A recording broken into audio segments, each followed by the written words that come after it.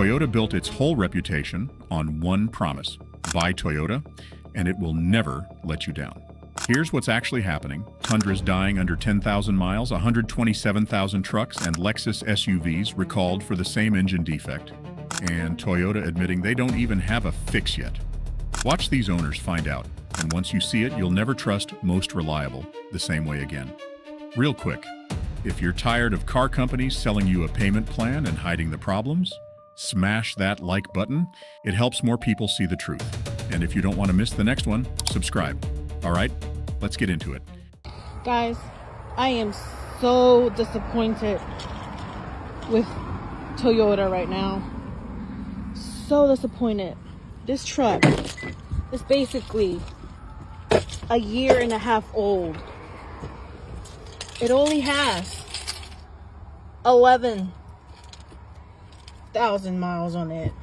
And look at this. It doesn't even turn on.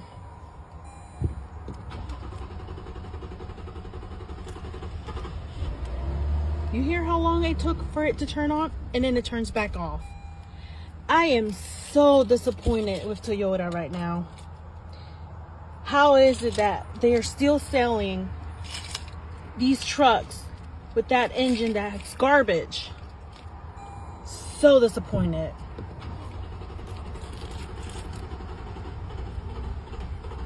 Oh my God. Every time I try to turn it on, it just keeps getting worse and worse.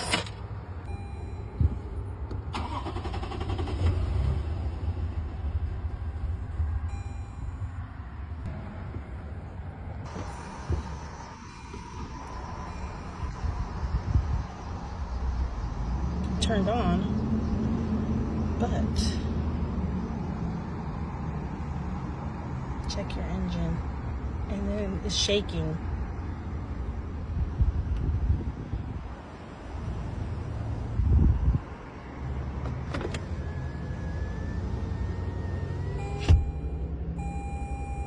Reduce engine power.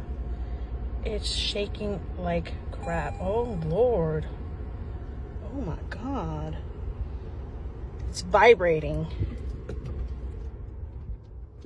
Oh my God.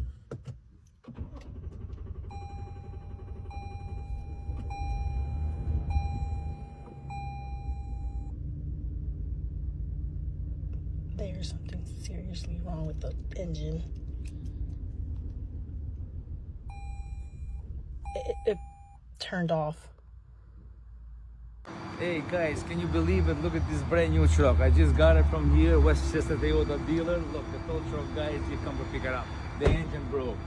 Unbelievable, guys. Look, you're gonna hear the noise right now. The guy's gonna start it. You're gonna hear the noise. Come outside.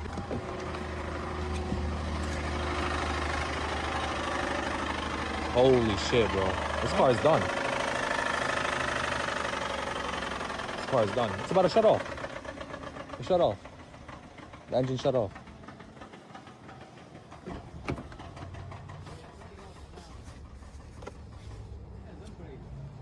It's already broken. Be careful when you buy Toyota now. Who's gonna buy a Toyota? Be careful, guys. You see what happened to me? Brand new baby truck, Tundra, Toyota. See, never die, Toyota. Never. Supposed to go like 200,000 miles at least. I was coming home and I noticed this truck started surging and like it had water or something in it, like something was going on. As you can see, I have the hood open, the doors open, and yes, there's a tow truck on the way. Yes, the motor has a severe knock in it. 9,229 miles and the motor went. And I don't drive it hard.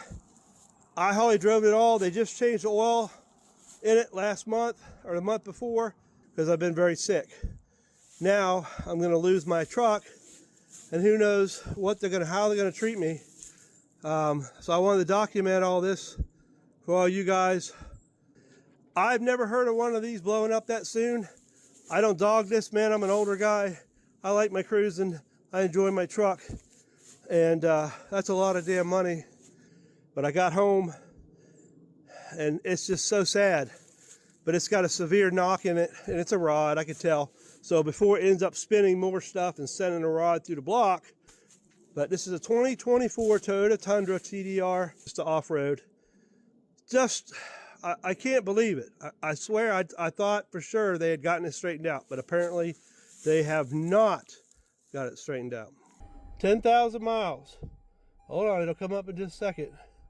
Hurry up, truck. I'm so mad. 290 miles. And listen. 3 brand new Tundras, 3 different owners, and the exact same story. 11,000 miles, 9,000 miles, fresh off the lot, dead or dying. With a rod knock so severe, one owner could feel it about to send a rod through the block. Nobody's abusing these trucks. One guy just had the oil changed a month before his engine failed. This isn't wear and tear. This is a pattern. Is Toyota still the most reliable brand? I've had 3 service technicians and 1 service manager at a Toyota dealership tell me that they have an influx of 2022 plus Toyota Tundras that are having catastrophic engine failure.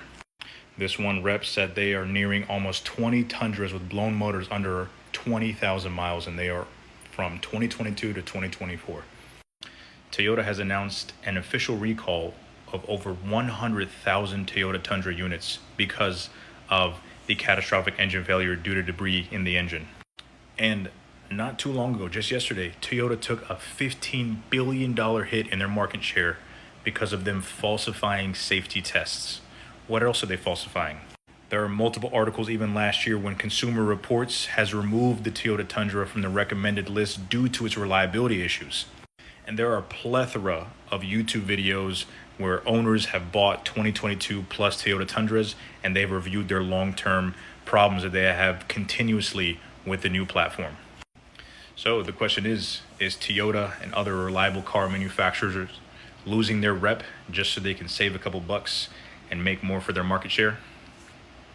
I guess we'll find out. The Tundra just can't catch a break, guys. Toyota is now recalling 2023 models and 2024s for debris in the engines. The press release just dropped, and it is 127,000 vehicles, Tundra gas, and also 2024 Lexus LX600s and 2024 Lexus GX550s with that 3.4-liter V6 twin turbo. Now, currently, Toyota does not have a remedy for this issue. If you guys remember the press release that happened last year for the Tundra and LX and GX recalls, Toyota is replacing every single engine of those trucks due to debris being inside of them, making the main bearings fail, and eventually the engine just locking up and losing complete power. So as of right now, Toyota does not have a remedy for these new vehicles involved with the recall. Maybe it's just going to be an inspection, because if they fixed it in the past, hopefully we'll see that. Or it could be more engine replacements for 2023 models and 2024 model Tundras, the LX and the GX. This is very crazy, but the nice thing is that Toyota is standing behind their product. It's billions and billions of dollars that they're going to have to shell out for all these engine replacements. And even someone that has a 100,000 mile Tundra, they're still replacing the engines on it just for peace of mind. So this sucks. It's a big hit for Toyota, but I know that they're doing it right and standing by their customers. Hopefully hybrids may be involved soon. I'm not sure, because those are having failures. And also, we have seen a couple 2025s fail as well online. Let me know what you guys think down in the comments. This is probably the biggest debate on the GX550. This is the V35A FTS, a 3.4-liter twin-turbo engine that has caused so much roar and it's been all over that we gotta talk about it. Folks, this engine started out live in the LS500 back in 2018. Things were okay initially. Then the Tundra adopted it, then the Sequoia. And that's when the LX700 and Lexus side, we've had some issues with this engine lately. It's been all over the news, recall issue and whatnot. The GX have not had the same fate, at least so far. That's confirmed cases and whatnot. But whatever the issue with this engine, I hope they resolved it, because two things I'll tell you about this engine. The first thing is, if it works, you won't miss a V8 here. It makes a nice tone. It has plenty of power. This is where it stops being anecdotal. Toyota's own service techs confirmed nearly 20 blown engines under 20,000 miles before the first recall even hit 100,000 trucks. Then a second recall dropped, 127,000 more vehicles. And this time, it's not just Tundras, it's the Lexus LX600 and the Lexus GX550, Toyota's most expensive SUVs running the exact same engine. And as of this recall, Toyota admits they don't even have a fix yet. The same debris in the engine defect confirmed twice, spreading from the cheapest truck in the lineup to the flagship Lexus. Can I be brutally honest without being judged, which I'm sure is not going to happen here on TikTok, but I bought a brand new Lexus GX550 luxury last year. This is it. I absolutely hate it. I've had it for almost a year now, and I hate it. Every day I get in it, I find something else I don't like. I hate this truck. And now I know people are going to say, oh my God, I would kill to have that. And I know. I probably should just be appreciative and love it. But what do? I don't like it. It's been almost a year. I have been trying to deal with it. I don't really want to go into another payment and be upside down, but I don't like this car. I don't like it. I have drove an Expedition for like 25 years. I hauled 3 kids around to, sports and school and all the things. So I drove an Expedition for 3 years. And while I loved my Expedition, don't get me wrong, because I drove it for 25 years, I loved that car. I wanted to treat myself, now that all my kids have cars, to something a little bit more luxurious for me. I am old enough now. I work hard. I wanted something nice for me. So I bought this car. And I didn't drive it before I saw it. I saw it at a lot. I saw it on the road. I did all this research. I went online. I looked at everything. I ordered it. I had to wait over 6 months for it to come in. The day that we went to Lexus to get it, I remember looking at it and getting in it and thinking, I don't really like it. I don't know what to do now. I don't like it. And I'd already gotten rid of my Expedition. But I went ahead and got it because we needed a family car. I was driving the Bronco, and it's not a family car, and we were getting ready to go on a trip to the Keys. And so I went ahead and got it. And I wish every single solitary day I would have listened to my gut and not bought this car. I don't like it. Now, I know a lot of people have this car and they love it. It's just not, I don't like it. I don't know if it's the luxury things in it that just drive me crazy. I don't know. I don't know what it is. There's just so many little things that just add up to me hating this car. And now I don't know what to do. My husband says, oh, tough it out and drive it for a couple years until we're, not so upside down.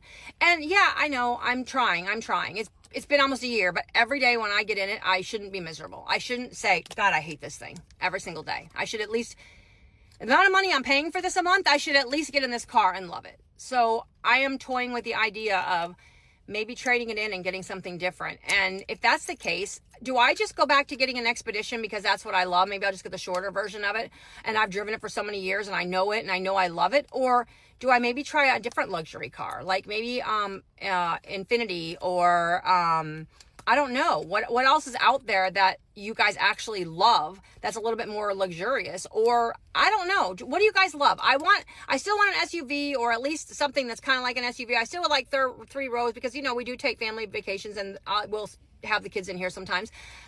What do I get? What do I do? If there's a person out there, a car person out there, how do I get out of this without being so crazy upside down? I don't know. And I don't know. And please don't come on here and tell me I'm a spoiled brat and need to be appreciative. I know that. I work hard for what I have, and I know I should be a little bit more appreciative of it because it is a luxury vehicle, but I just don't like it. And I don't think it's right that you drive something that you absolutely hate, especially for the amount of money that I pay every month. So this is my 2025 GX550. I have almost 13,000 miles. I bought it in June. So you can see there's snow out. I came, turned on my defroster, and because I couldn't find my scraper for the season, and my windshield cracked all the way across. I've never experienced anything like that from just turning on a defroster. When I Googled it, it is a known problem. I don't know if Lexus is going to cover that or not, but I am sick and tired of a almost $90,000 truck that is terrible. These cameras right here constantly screaming at me, saying they can't see my face or sit up or whatever. And they told me, oh, it's because I have a beard. Well, get rid of this shit. It's all plastic in here. The ambient lighting sucks. This is probably the brightest color you can see, and it only looks pretty good on camera. But yeah, I'm sick and tired of this vehicle, and I cannot wait to get out of it. This is supposed to be the reward for paying Lexus money instead of Toyota money. Instead, one owner can't even use her defroster without the windshield cracking clean across, a known issue, and Lexus hasn't confirmed if they'll cover it. Another has been trying to get out of hers for a year, still making payments on a truck she says she regrets every single day. Same engine as the Tundra, same debris recall, just a bigger price tag on top of it. Well, guys, my most reliable car is giving me issues now. More specifically, issues that are right up here. And if you guys don't know what I'm talking about, just take a listen. That is my LX failing to start for the first time in the year I've owned it. And I already have a suspension light on for some odd reason. So that could mean one of three things. Number one, that could mean I have a failing battery. Number two, that could mean I have a failing starter. Number three, that could mean that I have a failing alternator, which would be the worst case scenario. So now let's pop the hood and check out what mess we have hiding. Now, first area I'm going to inspect is the battery area, which is right here. So I have to remove this plastic cover in order for me to get to that. And well, it seems like I just found the culprit of my issue right here. A corroded battery terminal. So first off, I'm going to disconnect the battery and see if I could clean up some of the corrosion. If not, it seems like I need an entire new terminal. So I did wipe off a little bit of the corrosion. Now, hopefully this does help just a little bit, but we'll see if it helps. If not, then most likely I'm just going to order new battery terminals and get it over with. We have never seen such poor quality out of Toyota ever. This is a brand new Tundra right here. It looks like the sun reflected off a window and melted a line across the whole front end of this truck. That's probably $1,500 worth of damage right there, just by the sun. That's crazy. These auto manufacturers really need to step up their quality game for the price we're paying for these trucks.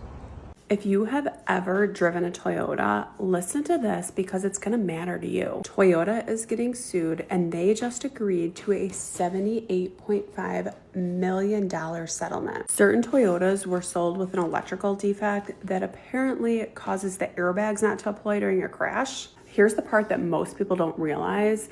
If you ever owned, so not currently, but if you ever owned a Toyota, you could qualify for this, which you should. Eligibility is going to depend on the year, the make, the model. I was able to look in the Settlemate app and within minutes find out that I qualify for $250 for a car that I don't even have anymore. If you've ever owned a Toyota, it's definitely worth checking out. I'll drop the full list of ones that qualify in the comments below, but don't leave any money on the table. And it's not just the engine. A battery terminal corroding this fast on a car people call reliable. Sun reflection alone melting a stripe across a brand new truck's paint. And in the background, Toyota already settled a class action for $78.5 million over an airbag defect, one bad enough that even people who don't own the car anymore can file a claim. Within a 4-month span, I went from having the worst to the best car buying experience that I've ever had. The worst obviously being the Tundra that I bought earlier this year that is no longer with us, to now old Mike Johnson in Hickory, North Carolina. To give you some perspective on how quickly all this happened, the past almost 2 months, I didn't look at a single vehicle, didn't look at a single listing online, didn't go to a dealership, didn't do anything until the morning that I bought this truck. When I woke up Friday morning, I knew that that was going to be the day. So for 2 hours, I looked at every Tundra listing within 500 miles of Greenville. I was legit looking for the exact same truck, same color, gray, red interior, and there was one in Florida. I was fully prepared to buy a one-way ticket to middle of nowhere, Florida, and drive that thing back on Friday. But then I remembered when I took my truck in to get service for the very first time at the dealer, there was a truck in the showroom, and it was the most incredible thing that I had ever seen. It was so incredible that I went back to Big Adventures where I work, the kayak company, and I made my own custom kayak in this exact color. Now I'm thinking to myself, this is it. I've got to do this. I go back online, I research, and there is one available. It's 100 miles away in Old Hickory, North Carolina. And on that same day, on Friday, I took an Uber 2 hours up to Mike Johnson, and I came back with the old Wavemaker. Got all the paperwork, everything that I needed situated before going up there, and it took about an hour and a half, and here we are. I'm very fortunate for how things ended up. Like I've said, it's been a very long process, but it feels good to finally get back to some normalcy. To be fair, not every story ends badly. This guy's first Tundra didn't make it, but he found a different truck, a different dealer, and says it's the best buying experience he's had. So it's not that every single one of these trucks is doomed. It's that the odds got bad enough that owners are treating a working engine like winning a coin flip. So there it is, the engine that started in a sedan and now costs Toyota billions across their whole lineup. And they still don't have a fix. Tundra and Lexus owners, has yours been called in yet? Drop it below and subscribe.